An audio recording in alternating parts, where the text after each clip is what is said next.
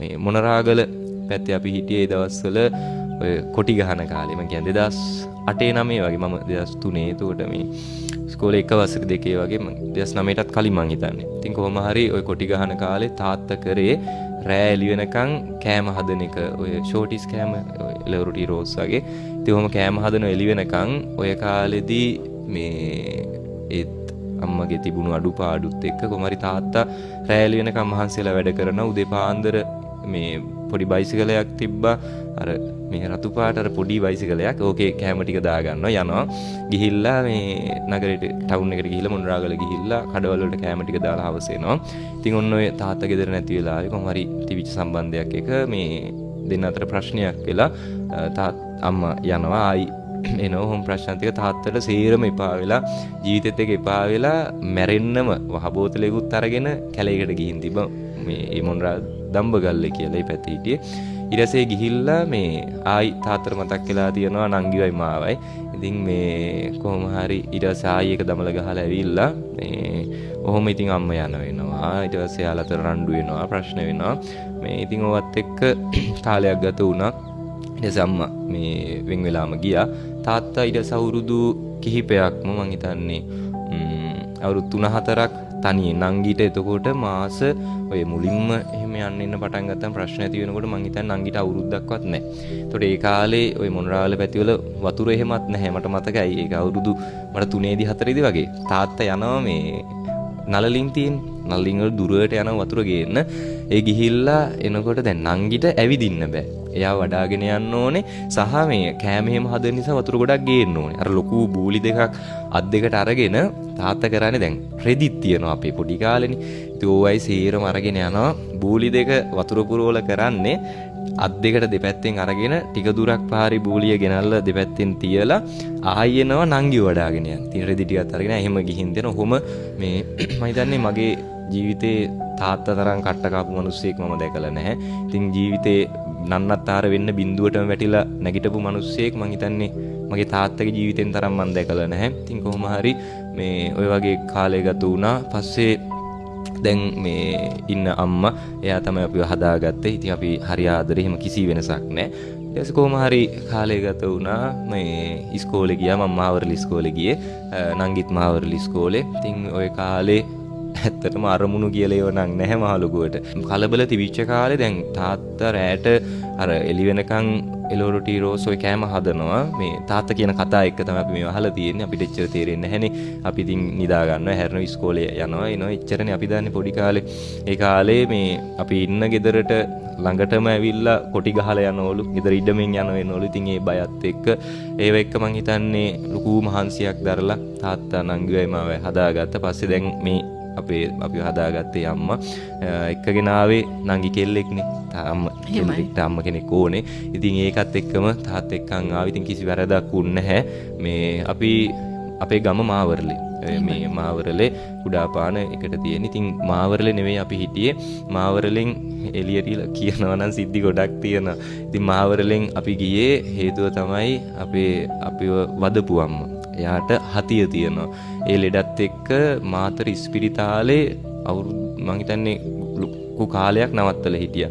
ඊට පස්සේ තාත්තට අම්මව හොඳ කරගන්න ඕනේ නිසා ඒ කාලේ බැංකුව වලින් ණය අරන් තිබ්බා. මම හිතන්නේ ලක්ෂ ගාණක් අරන් තිබ්බේ. ඒ කාලේ හැටියට ලක්ෂ 5ක් කියන්නේ ඒ කාලේ හැටියට නෙවෙයි. ඉතින් අපිට ඒක ලොකු ගාණක්.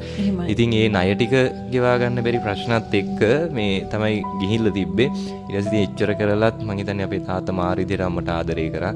මේ අම්මව ගෙන්න ගන්න ගොඩාක් මහන්සි වුණා. මේ සාර්ථක වුණේ මේ මම මේ ටික මේ මතක් කරන්නේ මම මේක කලින් කියලාම නැහැ. මේ කතා කියලාම නැහැ. මේ හේතුව තමයි මේ අපේ ජීවිතේ අපි යම් තැනකට ආවා. මම ඇත්තටම අකමැති දෙයක් තමයි මේ අතීතේ නිසා කාගෙන්වත් අනුකම්පාවක් හරි එහෙම අවශ්‍ය නැහැ. ඉතින් මේ කොහොම හරි මේ මම මේක කියන්නේ මට ශාලිකා නෝනා ඊයේ කතා කරා එක මහත්තයෙක්. එයා කතා කරලා ඔය වගේම ප්‍රශ්නයක් මට කිව්වා. හාමුදුරුවනේ මගේ ළඟම හිටපු යාළුවත් එක්ක බිරිඳ සම්බන්ධයක් පටන් අරන් ජීවිතේ මේ පාවෙලා ඒ වගේ දරුවෙකුත් ඉන්නවා. ඉතින් මම කියන්නේ මේ වැඩසටහන බලන එහෙමයි ඇතිනේ ඕනේ තරන්නේ ජීවිතේ පව අතාරින්න හිතිච්ච. ඉතින් අපේ තාත්තටත් එහෙම හිතිච්ච වෙලාවේ අපි දෙන නිසා ජීවිතේ අරගත්ත. ආයි 2010 විතර අපි මාවරලට ආවා. එතන අපේ ගම එද්දි අපි ලොකු ණයකාරයෝ. ගමට ණයකාරයෝ ඉන්න හිටින්න තැනක් නැහැ. ඇවිල්ලා වැටිලා ඉන්න තැනක්වත් නැහැ. ඒ ආපු දවස් මට මතකයි. ඇවිල්ලා තාත්තගේ යාළුවෙකුගේ ගෙදර හිටියා. ඊට පස්සේ මාවරලේ පොඩි කඩ කාමරයක් අරගත්තා බද්දට. ඒක මාසෙට බද්දක් ගෙවන්න ඕනේ. ඒකේ මේ කඩ කාමරේ ප්‍රධාන එක කාමරයක් තියෙනවා. ඒකේ එහා පැත්තේ මේ එච්චර අඩි මං හිතන්නේ 5ක්වත් නැහැ දිග මේ පටියක් වගේ එකක් තියෙන. ඕකේ තමයි මේ නම් එක ඇඳක් ලෑලි ගහලා හදාගෙන තිබ්බා. ඒකට ඔය කාඩ්බෝඩ් පෙට්ටි දාලා තිබුණේ මෙට්ට මුකුත් නැහැ. ඉතින් ඒකේ නංගීමායි පොඩ්ඩක් නිදා ගන්නවා. බිම අම්මයි තාත්තයි මේ සිංක් එක තියෙන්නේ. සිංක් එක යට වතුරත් එක්ක ඕකේ කාඩ්බෝඩ් පෙට්ටියල ඉතිරේ දියලා නිදාගත්තා. ඉතින් ඔහොම 2010 11 වගේ මුල් කාලේ ගත වුණේ. ඊට පස්සේ මේ ටික තාත්තා කොහොම හරි මේ කඩේ වැඩ කරලා මහන්සි වෙලා අර ණය ටික ගෙව්වා. මුලින් අර අම්මා වෙනුවෙන් ගත්ත ණය. ඒ ටිකත් ගෙවලා ඉවර වෙලා ඊට පස්සේ මේ ටික පොඩි ඉඩමක් අරගත්තා. ඊට පස්සේ ගෙයක් හදාගත්තා. එහෙම ඊට පස්සේ අපි කුඩාපානේ ඔය මාවරලට පොඩ්ඩක් මෙහා කුඩාපානේ පදිංචියට ආවා. ඔය ඉන්න කාලේ මේ මට මහාන වෙන්න යන්න ලෝ කැමැත්තක් තිබිතින් පොඩි කාලේ ඉඳන් තාත්තා අච්චර මහන්සියෙන් හදාගත්ත නිසා මහාන කරන්න කැමති වුණේ නැහැ. ඉතින් මේ පස්සේ කොහොම හරි කියලා මම රණ්ඩු වෙලා මහානුනේ ඉස්කෝලේ උඩ 10 වසරේ. 10 වසරේ අවසානයේ. මට එහෙම අම්ම කෙනෙක්ගේ ආදරේ කියන එකේ අවශ්‍යතාවයක් නැතිම වෙලා ගියා. පොඩි කාලේ කියන්නේ ඒ ගෙදර වෙච්ච දේවල් එක මට නොතේරෙන කාලේ තාත්තා කියනවා මට මේ අම්මව යනවා. අම්මායි තාත්තා එක්කන් එනවා. ඒ කාලේ අවුරුදු 2-3ේදී මට නොතේරෙන කාලෙක දවසක් අම්මව තාත්තා එක්කන් ඇවිල්ලා ගෙදර එක්කන් ආපු දවසේ හොයලා බලනකොට මම ගෙදර නැතිලු. බලනකොට කළු පාට බෑග් එකකට මගේ දී රෙදි ටිකක් දාගෙන මේ මල්ල ඔළුවේ තියාගෙන මං ගෙදරින් ගිහිල්ලා ඒ කියන්නේ ඒ කාලේ ඉඳන් මන් දන්නේ ඉතින් වෙච්ච සිදුවීම් එක්ක මේ අම්ම කෙනෙක්ගේ සෙනෙහස කියන එක ඒකේ අහිමි වීමේ මහ ලොකු දෙයක් දැනෙන්නෙත් නැහැ. ඉතින් මේ ඒ ගැන දෙයක් නැහැ. මොකද තාත්තා එක දැනෙන්න දුන්නේ නැහැ. තාත්තා බලාගත්තා අම්ම කෙනෙක් මං හිතන්නේ මගේ තාත්තා කාපු කට්ට ජීවිතේ වෙන මිනිස්සෙක් කාලා ඇති කියලා. ඉතින් ඒකේ මේ ගොඩාක් කතා කරන්න නම් සිද්ධි තියෙනවා. ඉතින් මේ අන්තිමට වැටිලා හැදිච්ච මිනිස්සෙක් කොහොම හරි පස්සේ මේ මහණුනත් එක්ක මම හිතාගත් එකක් තමයි මගේ අරමුණක් වුණා. අද මම මේ බණ පදයක් හරි කියලා සිවුරෙලිමක් හරි කරද්දී තාත්තා ගෙදරින් නම් මාරි දෙර සතුටු වෙනවා. පවුලේ සතුටු වෙනවා. ඉස්සර අපි ගමට ආපු දවසේ ඇවිල්ලා මේ බද්දටෙන හිටි ඉඳලා මේ පොඩි ඉඩමක් අරගෙන පොඩි ගෙයක් හදාගත්තා. ඒ ගෙදෙට්ට අපේ ගෙදර තිබිච්ච බඩු අර බද්දට හිටපු ගෙදර තිබිච්ච බඩු ටික අරන් ගියා. තිබ්බේ මහ ලොකු ඔය මේ හදලා දීපු ඇඳන් නෙවෙයි. තාත්තම ගෙනල්ලා ලී වලින් ගහගත්ත ඇඳක්. ඊට පස්සේ මෙට්ට නෑ කාඩ්බෝඩ් කෑලි. ඊට පස්සේ ඔය වගේ ඒවා තිබි. ඉතින් මේස කියන්නේ තාත්තම ලෑලි ගෙනල්ලා හදාගත්ත මේස. ඉතින් ওই බඩු ටික අරගෙන අපි අර ගෙදෙට්ට යද්දී අපේ අසල්වාසීම්ම කියලා තිබ්බ හිඟන්නෝ කියලා බැනලා තිබ්බා. හරිද? ඒ කියන්නේ වචනේ තාම මට මතකයි. තරහක් එහෙම මුකුත් නැහැ. හරිද? එහෙම තරහක් මුකුත් නැහැ. ඉතින් එදා හිඟන්නෝ කියලා බැනලා තිබ්බා. ඒ කාලේ කවුරුවත් හිටියේ නැහැ. ඇත්තටම මුල් කාලේ අපි දන්නවා තාත්තට මායි නංගී හිටියා. මටයි නංගිටයි තාත්තා හිටියා. ඊට පස්සේ දැන් ඉන්න අපේ අම්මා. අපි 4 දෙනා විතරමයි හිටියේ.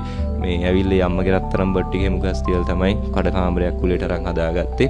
ඉතින් හිතේ තැම්පත් වෙච්ච ගොඩක් දේවල් තියෙනවා. ඒ කියන්නේ අපිව හිඟන්නෝ කියලා ප්‍රතික්ෂේප කරා.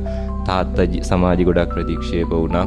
මේ ඉතින් ඕවත් එක්ක මගේ හිතේ මම හදාගත්ත අරමුණ තමයි දවසක මේ මං හිතන්නේ මට පුළුවන් උපරිමයෙන් මම ඒක යම් තාක් දුරට හරි කරා. මේ මමයි නංගී නිසා තාත්තා සතුටු වෙන්න එපා අනිවාර්යෙන්නේ. ඒ කියන්නේ අපි හදාගත්තේ යානේ.